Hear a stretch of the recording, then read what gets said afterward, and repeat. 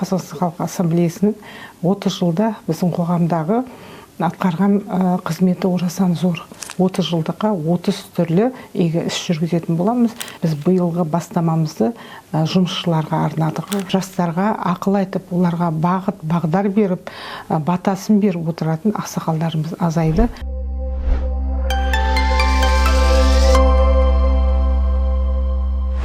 Биыл Қазақстан Халқы Ассамблеясына 30 жыл. Осы 30 жылдық аясында облыс орталығындағы достық үйінен подкаст орталығы ашылды.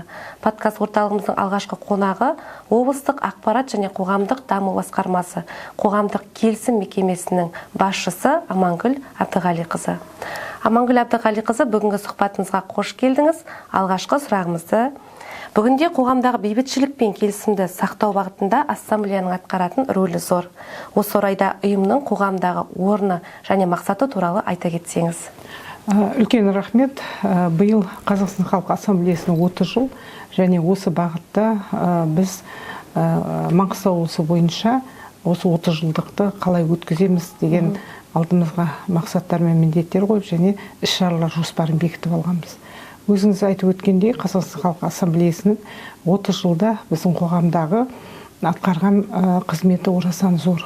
Бұның негізгі институттың негізгі бағыты біздің республикамыздағы ұлттар мен ұлыстардың бір шаңырақ астында тату-тәтті өмір сүріп жатырғаны, бұл біздің негізгі символымыз. Қазақстан Халқы Ассамблеясы осы 30 жылдың ішінде үлкен институт болып құрылды. Қазір ол үлкен институтқа айналып отыр. Бұл институттың өзгешелігі, институтты басқаратын Қазақстан Республикасы, Қазақстан Халқы Ассамблеясының төрағасы, еліміздің президенті Қасым-Жомарт Кемелұлы Тоқаев. Сол себепті де бұл институттың біздің қоғамдық саяси бағыттағы атқарып отырған қызметі орасан зор. Бұл жөнінде биылғы жылы сәуірде 34-ші сессиясы өтті. Қасым-Жомарт Кемелұлы Тоқаевтың төрағалық етуімен сол жерде бұл аталып өтті. Және де бұл институттың әлде де біздің Қазақстанға және республикамыздың дамуына қосатын үлесі зор екендігін атап өтті. Биыл Қазақстан Халқы Ассамблеясының 30 жыл екені баршамызға белгілі. Өзіңіз айтпақшы, мерейтой қарсаңында облыстық ассамблея қандай іс-шараларды атқарады? Биылғы жылы біз іс-шарамызды 30 игі іс деп белгілеп алдық. 30 жылдыққа 30 түрлі игі іс жүргізетін боламыз. Және бұл 1 наурызда үлкен жаңа қайырымдылық шарамен басталып, қайырымдылық керуенімен басталып, сол қайырымдылық керуенге бастау беріліп, осындай сонымен қатар биылғы жылы Қазақстан Халқы Ассамблеясы республикамызда 2025 жылы Қазақстан Республикасы жұмысшылар жылы болып бекітілгендіктен, біз биылғы бастамамызды жұмысшыларға арнадық. Осы 1 наурызда 200-ден астам жұмысшылар шақырылып, оларға ассамблея тарапынан Жомарт жан орталығынан үлкен қолдау көрсетіліп, сый-сияпат беріліп, биылғы жылы жұмысшылар жылы болғандықтан сол жұмысшы мамандықтарға үлкен қолдау білдіріп бастадық. Және де сонымен қатар биылғы жылы Қазақстан Республикасы Ассамблеясына 30 жыл толып отырса, сонымен қатар Ақтау қаласы түркі әлемінің мәдени астанасы болып бекітілді. Біз осы бағытта да халықаралық және республикалық деңгейдегі шараларды өткізетін болып белгілеп, және осы бүгінгі таңда біз 3 республикалық деңгейдегі және 2 халықаралық деңгейдегі біз форумды ұйымдастырып өткіздік. Жылдың басын Қазақстан Республикасы Ассамблеясындағы шығармашылық топтардың конкурсымен бастадық. Өңірлерде, республика бойынша өңірлердің ішінде алғашқы болып, Маңғыстау облысында бірлігіміз әр алуандықта деген үлкен конкурспен бастадық. Бұл конкурсқа Маңғыстау облысы бойынша 130-дан аса мына творческий коллектив қатысты, және одан орын алған біз жеңімпаздарымыз Астана қаласындағы болған үлкен фестивальға қатысып, және 4 орын иеленіп келді. Бұл да болса ассамблеяның биылғы 30 жылдықтағы жеткен жетістіктерінің бірі деп есептеймін. Сонымен қатар біз наурыз айында жаңа толқын деген жастардың Қазақстан халқы ассамблеясы жастар бағытындағы атқарып жатқан жұмысына байланысты біз осы жас толқын лагерін ұйымдастырып өткіздік. Бұл лагерді біз өзіміздің жаңа наурыз мерекесіне орайластырып өткіздік. Бұл халықаралық деңгейде өтті. Оған өзімізге түркі тілдес елдердің 5 елден жастарымыз келіп қатысты, және олар біздің осы Маңғыстаудың, оның ішінде Ақтау қаласында ұйымдастырылып отырған жаңа наурыз мерекесіне қатысып, барлығымызға белгілі биыл ұлт салт дәстүрді дәріптеу ұлттық киімдердің Гиннес рекордтар кітабына енгені белгілі. Соған да шетелден келген жастар өз үлестерін қосты. Маңғыстау облысында ассамблеяның 30 жылдық аясында жыл басынан бері өзіңіз айтпақшы бір қатар іс-шара өткені белгілі. Осы еңбектеріңіз өз кезегінде халық арасында жоғары бағаға да ие болды. Ендігі алдағы уақытқа атқарылар іс-шаралардың маңызына және мән-мағынасына тоқталып өтсеңіз. Қазақстан Республикасы Қазақстан халқы ассамблеясында өзінің құрылымдары бар. Сол сияқты құрылымдар бізде Маңғыстау облысында да бар.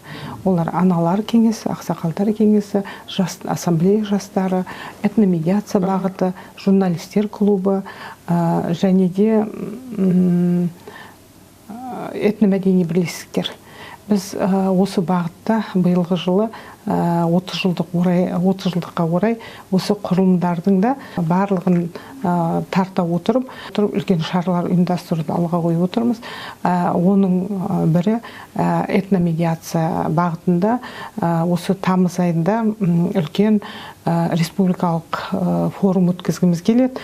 Ол форумға біз осы біздің Қазақстан Республикасындағы жаңағы ұлтаралық қарым-қатынасты насихаттау және оны тұрақты ұстап тұру бағытында үлкен жұмысты көрсету үшін осы республикадағы белгілі этномедиаторларды шақырып, біздің осы жаңағы республикалық деңгейде соны ұйымдастырып өткізгіміз келеді. Сонымен қатар жаңағы еліміздің президенті Қасым-Жомарт Кемелұлының тапсырмасына орай салауатты сана деген үлкен бағдарламамыз бар.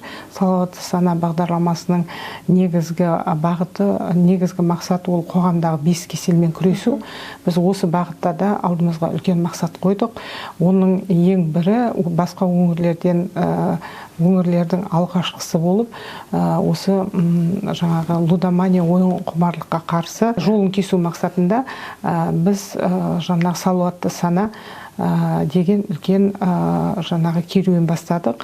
Ол керуеніміз біз осы кезге шейін салауатты сана бағытында әлеуметтік салалар, бұл денсаулық сақтау, білім басқармасы саласында біз жұмыстар атқардық. Бірақ та қазіргі осы қоғамдағы мониторингке байланысты біздің жаңа өнеркәсіпте жұмыс жасайтын жұмысшыларымыз основном осы лудомания, ойын құмарлыққа құмар. Сол себепті біз осы шарамызды барлық ірі өндірістерде, мұнай саласындағы өндірістер жүргізу үшін біз жаңағы осындай салауатты санаға үлкен бастау бердік. Бұл керуен жылдың аяғына шейін барлық өңірдегі үлкен ірі мекемелерге барып осындай насихат жұмыстарын жүргізетін болады. Және бұл біздер үлкен Маңғыстаумұнайгаз, Өзенмұнайгаз сияқты үлкен мекемелерден қолдау алып отырмыз. Себебі олар да бүгінгі таңда осы қоғамдағы 5 кеселмен күресуге өздерінің үлестерін қосуға дайын екенін көрсетіп және бізге қолдау беріп отыр.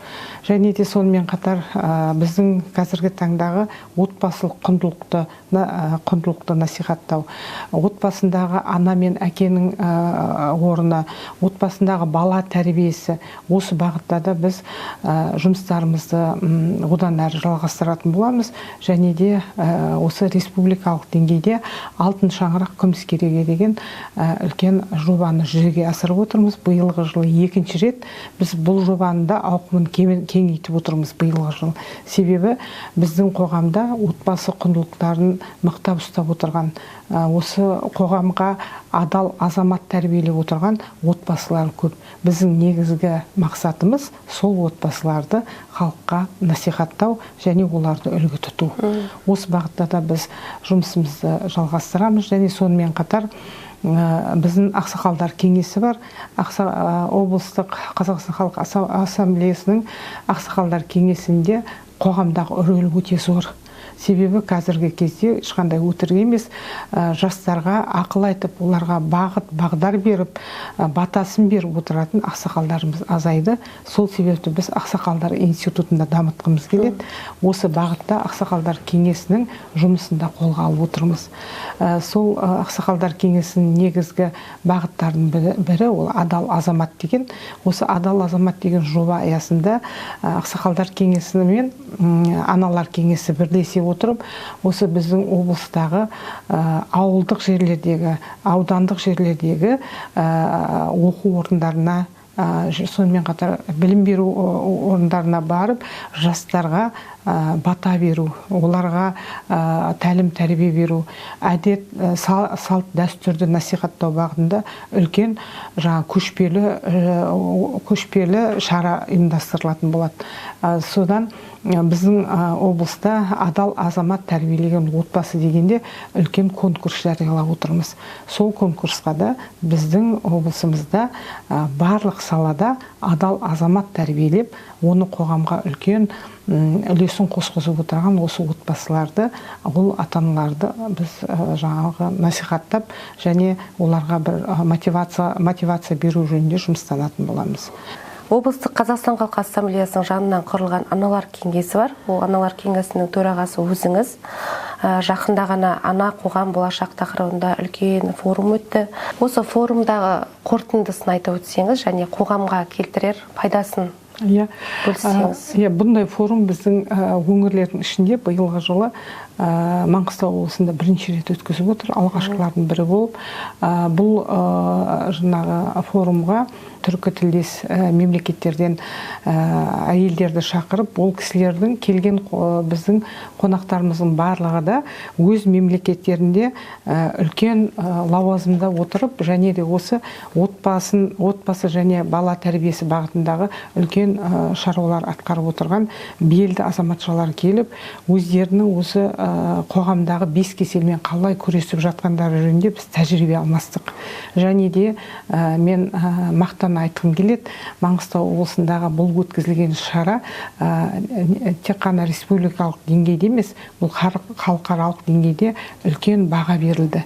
Оның бірі осы күні кеше біз Азербайжан Республикасы жаңағы Милли Мәжіліс деп аталады, олардың сенатындағы үлкен комитетті басқарып отырған Гусейнова Итжира ханым өзінің үлкен алғыс хатын жолдады.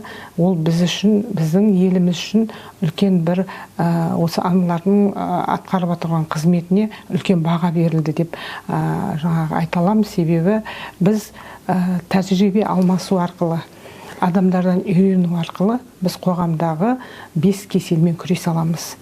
Біздің атқарып отырған осы Қазақстан халқы ассамблеясы аналар кеңесінің атқарып отырған қызметіне және осы бағытта жасалып отырған жұмыстарына үлкен баға берілді. Себебі Түркиядан келген азаматша анамыз біздің осы жүргізіп отырған аналар кеңесінің бар екеніне өте қуанды.